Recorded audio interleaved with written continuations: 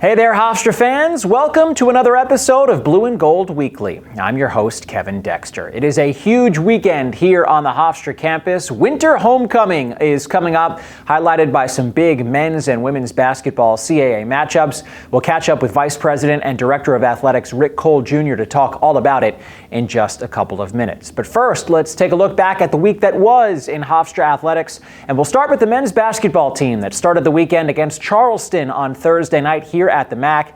And this one was the Biggie Patterson game. The Pride senior tallied a career-high 21 points and chipped in his second double-double of the season by adding 11 rebounds. Hofstra had a 7-point lead at the half, but they could not hang on, dropping a tight one to Charleston, 66-64. But things were better on the road on Saturday. They got back on the winning track at Monmouth thanks to another big game from Cruz Davis. The junior had 24 points and 4 made three-pointers, and 2 unsung heroes chipped in a big way for the Pride. Joshua Aaron Reeves knocked down 4 three-pointers off the bench. He had 17 points, and Silas Sunday added a double-double, 12 points and 10 rebounds. Hofstra pulled away from Monmouth 73-57. Well, this week, a pair of home matchups. Northeastern comes to town for a 7 o'clock start on Thursday night, and then the big winter homecoming showdown is Saturday afternoon against Towson at 4 o'clock. Well, the Hofstra women had just one game this week, and it was a career game for Michaela Carter. The junior poured in an all-time best 18 points at Stony Brook on Friday night, including 4 three-pointers. It was her 4th double-digit scoring game of the season, but it was not enough for the Pride. They ended up falling to the Seawolves 52-49. The Pride's 2 home games this week: Friday night against Monmouth, Sunday afternoon against Hampton. The Hofstra wrestling team lost a pair of road EIWA matches in Pennsylvania over the weekend. Frank Volpe and Jake Slotnick each won both of their matches in losses to Franklin and Marshall and Drexel. In the nightcap, both Volpe and Gage Shipp won their matchups against nationally ranked opponents from the Dragons. Next up for the Pride, a visit to Army on Saturday night. The Hofstra men's lacrosse team is in the win column. They won their season opener at Iona 14-7. Trevor Natalie led the way with 4 goals and 2 assists. Trey Parks chipped in 4 points, while Drew Bogardis had a hat trick. Well, again, it is a big weekend here on campus. Winter homecoming here at Hofstra. Without further ado, let's check in with Rick Cole Jr. We're joined now by Hofstra Vice President and Director of Athletics, Rick Cole Jr., as we get set for a busy weekend here on Hofstra's campus. Rick, as always, thanks for a few minutes. Glad to be here. Appreciate it. Well, this has been a very important weekend coming up. We're about halfway point now of the 2025-2026 athletic season. How have things gone from your point of view? I think they've gone exceptionally well. You know what's alarming, Kevin, is that you can't believe July has arrived, and like that, we're in the second semester, right? And it was an incredibly exciting fall, certainly highlighted by, the exceptional run of men's soccer. Women's soccer had a great year as well. Cross country winning the conference championship. So proud of Vince. We're so fortunate. I've always said we're a people-centric, business, and I hope a people-centric organization. But that's why I think we've had a successful fall, and now, as we're, halfway through the winter seasons as well, it's, we're having success in the winter. I think we've got a great group of coaches and a great coaching staff and support staff. Our student athletes are passionate about competing and training all year long for the special. I just texted Coach Tierney today. I said, you all work so hard all year for game days. Make sure you enjoy each one, because, you show up at a game day and everyone thinks that it's super easy. But and volleyball had a great run, right, too, as well, going all the way to the, that last match of the year. And I really was proud of the efforts that Emily and the team had. A great year, highlighted by, obviously, Player of the Year and Izzy. So it's been a great year so far, and we're really optimistic. I say knock wood or fingers crossed, whatever you want to say, that we'll continue the path of good fortune. Oh, you mentioned a lot of those accolades there. Cross country, men's soccer's incredible run. Of course, the couple men's basketball wins, big ACC wins on the road this year. How have all of those accomplishments just kind of elevated everything here at Hofstra? Certainly I think it does elevate, and I think what's important to us at Hofstra Athletics is that there's a responsibility we have, not only for the people that have represented the Pride and the blue and gold for decades. You inherit that, your legacy, and it's your responsibility to do better, right?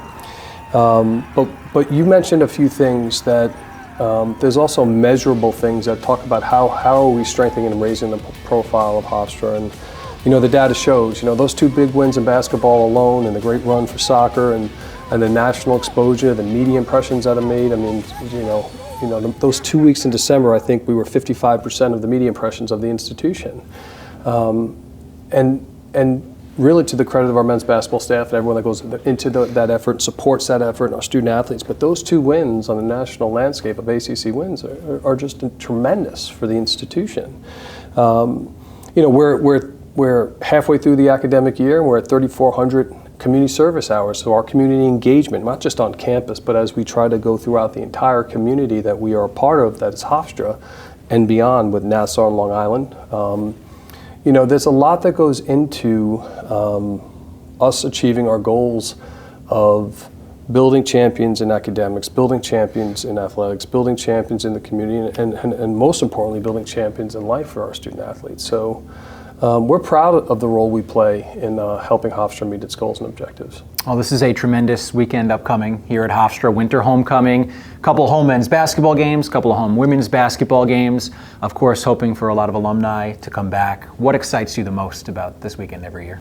I think there's an energy that comes around campus certain times of the year, and I think this weekend has proven to be one of those times. We're really lucky. We have a lot of home games in general this weekend. So Thursday, Friday, Saturday, Sunday, we're home. We have lacrosse home as well. So there are other teams that are playing at home, not just basketball. But what's really interesting is when you see the dynamic of how we do homecoming. There's to the alumni, to the athletic alum, also the student engagement. This year we're trying to get a portion of the arena internally to have for a pregame 90 minutes before the doors will open, and there'll be activities with our current students and alumni that'll bridge that current to the past to the current. That's special. We have the Pride Club event where we have alumni from last year to 45 years. And what's really neat is that when you see the alumni that come back from different teams, they also get to engage not only with the team they have, but with other athletes during their era that they were friends with or hung out with or went to strength and conditioning or spent time in the training room, or dare we say socializing or supporting each other, I should say. So it's a really exciting, like the energy you can't fabricate. It's really authentic. There's a lot of pride that goes into not only putting the event on. It's going to be a blue out, so there's an opportunity for all spectators to leave with a little bit of the uniform, so to speak. And I think it's the collective efforts that go through to events like this that, from the Alumni Association to Student Affairs to athletics to the alumni that have now made it a tradition to come back to this winter homecoming. It's really exciting. You mentioned a few of the events there, but what is on the table? What are some of the events that are being planned for this weekend that people should look out for? So on Friday, there's a comedian following the women's basketball game, which is awesome. And it'll start immediately following, about 30 minutes following the women's basketball game. So that's going to be in the PEB, and they can contact the ticket office as well. And there's a link for them to get tickets to that as well.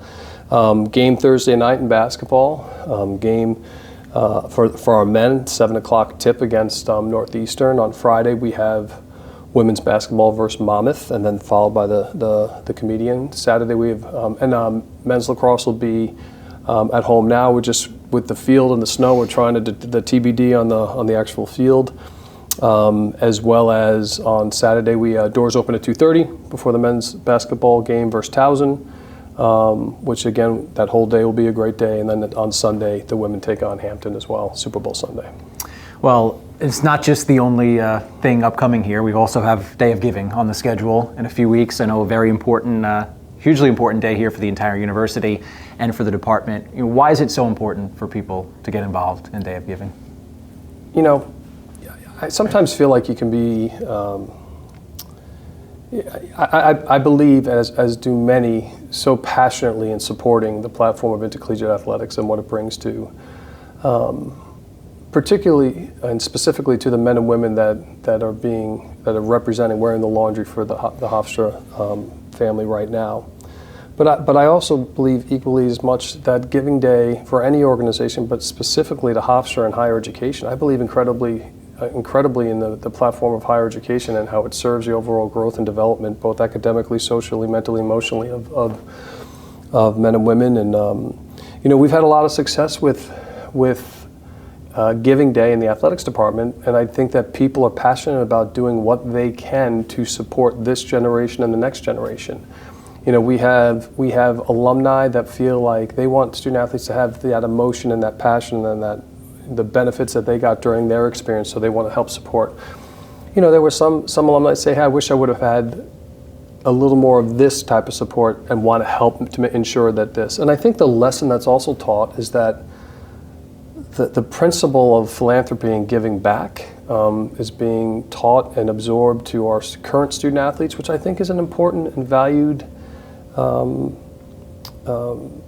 emotion or thing to do in your future, whatever it is you want to support. So we're really excited about it. And homecoming is, that's the kickoff kind of to the spirit of Giving Day. In order to attend some of the events, you can, get access by committing to a gift. But I believe passionately in asking for support for the next generation. And some of our athletes have often heard me use the analogy that I stole from someone else, that as you're going up the ladder, you're supposed to look back down and sling people up past you and make them more successful than you ever were. And I hope that we're going to continue to do that at Hofstra and continue to do that for our student athletes. Well, lastly, as we get set to embark on these important couple of weeks, what's your message to the Hofstra alumni, Hofstra community here about coming out to campus here and supporting? Come back and come back often. I know that, life happens and schedules get crazy, and if you can't come back this weekend, pick another weekend, pick another night, shoot us an email, try to come on out, get an opportunity maybe to meet some of our current student athletes. They will infuse you with energy and hope and a pride of when I watch. I try to be mindful to take time a couple of times a week now to go watch a practice for a couple minutes and pass by the sports medicine or the training rooms and the academic center, because you are reminded by the commitment, the passion, the time, the sacrifice that it takes to be a collegiate student athlete. It always has, but like anything, times have changed, and I think there are different pressures and different opportunities. So come back if you can this weekend. Pick an event, come back at another time, come back to the golf outing June 1st. Let us know if you're coming back, or visit us when any of our teams are traveling on the road. We'd love to see you then as well. There is, as I mentioned earlier, a distinct responsibility we remind ourselves of what's been handed to us with this legacy, and we're working really hard on your behalf to make it even brighter and better in the future. All right, well, Rick, thanks for a few minutes as always. Kev, you're the we're best. excited for a fun weekend. Yeah, we are. Go Pride. And thanks again to Rick for a couple of minutes. Visit GoHofstra.com for all of your winter homecoming information. Well, that'll do it for this episode of Blue and Gold Weekly. We'll be back next week with a brand new edition. Thanks so much for watching, and Go Pride.